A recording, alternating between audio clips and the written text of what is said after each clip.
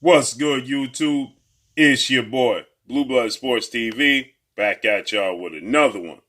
So, it's being reported that it's being led to believe that undefeated three-division world champion superstar boxer Gervonta Tank Davis, 26 wins, no losses, no draw, 24 big wins by way of knockout. He is 27 years of age, 5'5" with a 67-inch arm reach. With that said, we last saw Gervonta Tank Davis in the ring December 5th, Los Angeles, California, at the Staples Center when he took on Mexican star boxer Isaac Pitbull Cruz. Isaac Cruz went into the fight 22 wins, 1 loss, 1 draw, 15 wins by way of knockout, 23 years of age, 5'3" with a 63-inch arm reach. With that said, Gervonta Tank Davis, he fought against Isaac Cruz in replacement of his initial opponent was undefeated WBA interim lightweight champion star boxer Rolando Rolly Romero, who is 14 wins, no losses, no draw,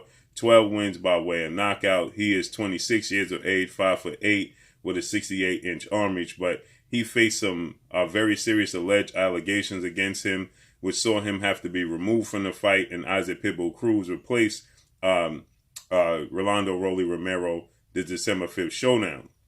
Gervonta Tank Davis, we know, he packs out arenas. Gervonta Tank Davis is exciting. Gervonta Tank Davis is a southpaw, packs a lot of power, gets highlight reel knockouts. And Gervonta Tank Davis in the fight with Isaac Cruz, he faced adversity, okay? Gervonta Tank Davis, he broke his left hand, he's a southpaw, so that's his dominant power hand, okay? And so he had to, make adjustments in the fight. He was utilizing the ring. He was utilizing lateral movement, pressing the fight. He was outboxing Isaac Cruz, who was aggressive with a high guard, and pressed the fight every second of every minute of every round. Gervonta Tank Davis used angles. He used his IQ. He used his jab to set up punches. Like I said, he broke his hand in the sixth round, his left hand.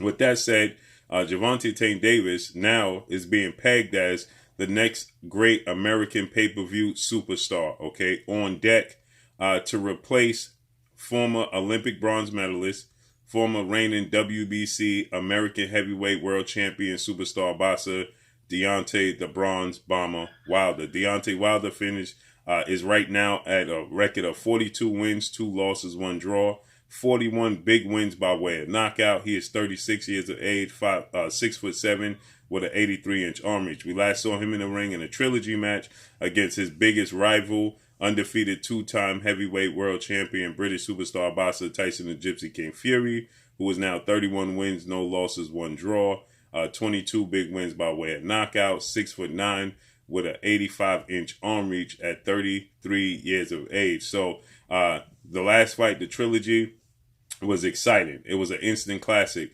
It saw 5 knockdowns in the fight. Deontay Wilder was knocked down twice in the 3rd round. Tyson Fury was knocked down twice in the 4th round. And then ultimately Deontay Wilder was knocked down and knocked out in the 11th round, okay? But so with that said, it was a lot of action in the fight. It was a trilogy match.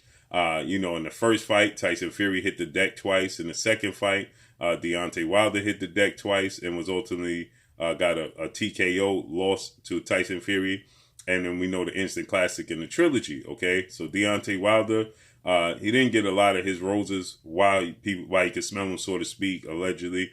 When you put it in that frame, okay? So with that said, Tyson Fury, Deontay Wilder is going down in classics, okay? But Deontay Wilder prior to that has been knocking everybody out. He's knocked down and knocked out every opponent he's ever faced. And like Deontay Wilder is saying currently now, he's getting a lot of roses now, where people feel like he's now saying he's not sure if he's going to retire. He got 1 foot in, 1 foot out. The sport of boxing left a bad taste in his mouth. He still loves the sport of boxing. He wants to compete. He has a lot of goals that he wants to achieve in the sport of boxing. But, all of the things that take place, outside of the sport and the politics inside the sport, just leaves a bad taste in his mouth. And he wasn't appreciated while he was on the 10 fight. He successfully defended his titles 10 times. He's one of only 6 fighters in the history of the sport of boxing to do so, okay? And he doesn't get a lot of, recognition and acknowledgement for doing so. So Deontay Wilder now is being viewed as American superstar, pay-per-view superstar. And so now Gervonta Tank Davis, who ironically many people, they want to see Gervonta Tank Davis in the ring with the absolute best there is to offer. And I agree. I think that Gervonta Tank Davis being considered the cash cow from junior welterweight 140 on down could be fighting. He has the pick of the litter. He could fight anybody he so chooses because everybody chomps at the opportunity to fight Gervonta Tank Davis, okay? It's just like 4-division world champion Mexican superstar boxer who is now currently the reigning undisputed super middleweight and considered widely to be the face of the sport of boxing and definitely top 3 pound-for-pound best fighters in the world, if not number 1, in Saul Canelo Alvarez. 57 wins, 1 loss, 2 draws, 39 big wins by way of knockout. He is 31 years of age, 5'8" with a 70-inch arm reach. So with that said, Canelo Alvarez has the pick of the litter. If Canelo Alvarez chooses this fighter to fight them all, that fight is going to chomp at the opportunity to fight Canelo Alvarez, okay? If Canelo Alvarez says he wants to fight at this weight class and fight against this guy, well, that guy is going to chomp at the opportunity. And Gervonta Tank Davis from junior welterweight on down, he has the same effect where he could pick and choose whomever he so chooses.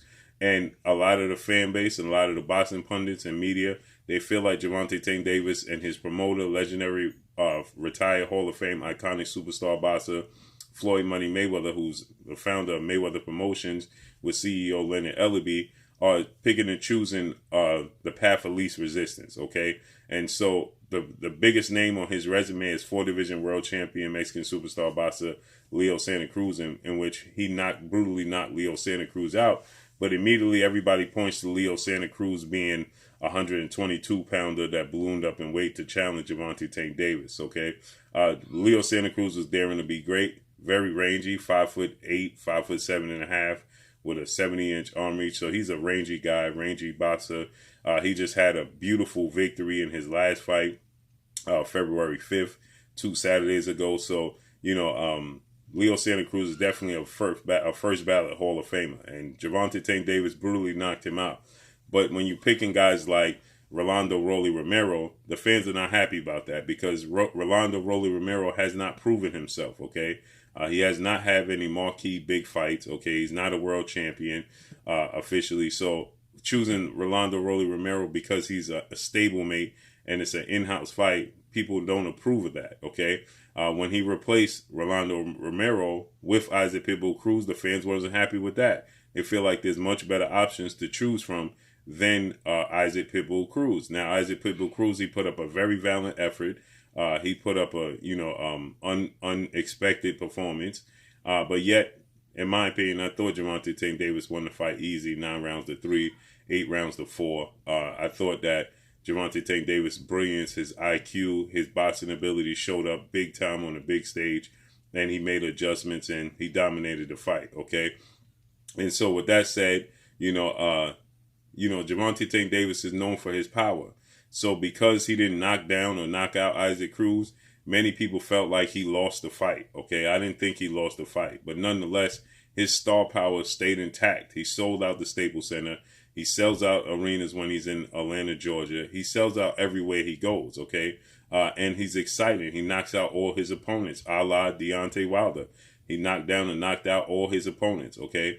He didn't knock out Bermane Stiverne in the first fight. He did knock him down for his first title opportunity. But in the second fight, he clearly just made him a meme. He knocked him down 3 times, and then ultimately the referee jumped in. He had a highlight reel, iconic, instant classic knockout over Bermane Stiverne, okay? And this is the type of knockouts, the knockout Gervonta Tank Davis got over Leo Santa Cruz. Then he knocked out Mario Barrios when he moved up from 130 to 140 to challenge Mario Barrios, a much bigger fighter at 5'10", with a 71-inch arm reach at 140 pounds. Tank was fighting at 130. So Mario Barrios had a 5-inch height advantage, 5-inch arm reach advantage, and Tank brutally knocked him out after he had to figure out his way and navigate his way through the fight and feel his way how to get through the arm reach and the size of Mario Barrios. The first 5 rounds, he was getting outboxed, okay?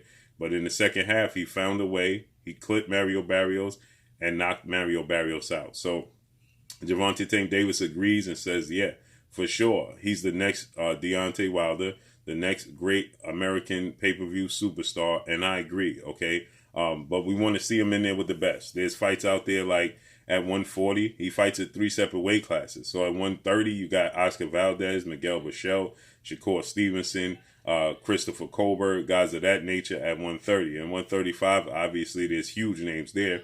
You got Devin Haney, who's seeking out an opponent now since Devin Haney can't secure a fight with George Kambosos Jr., who's the newly unified lightweight world champion.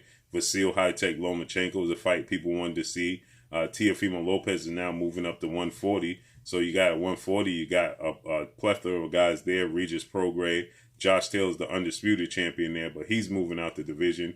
So there's big names at 140, there's big names at 135 and 130. And he fights between these three divisions. So he can clearly solidify himself as the next great American pay-per-view knockout superstar. So let's see how this unfolds and plays out. But that's all I got for y'all. Make sure you hit the like button. Drop a comment in the comment section. Let me know what y'all think. Y'all already know what it is. It's your boy Blue, Blue Blood Sports TV. Hate, like, comment, and subscribe. If you haven't subscribed, hit the subscribe button, hit the like button, hit the bell icon to get all the new notifications. Follow me on Instagram at Blue Blood Sports TV, all one word. Y'all already know what it is. Shout out to the entire LDBC. Shout out to New Media. Shout out to Black Media Row. Make sure you like and share the videos. That's all I got for y'all. Peace. Oh, it is your boy Jada Kiss. Make sure you check out Blue Blood Sports TV. It's going down.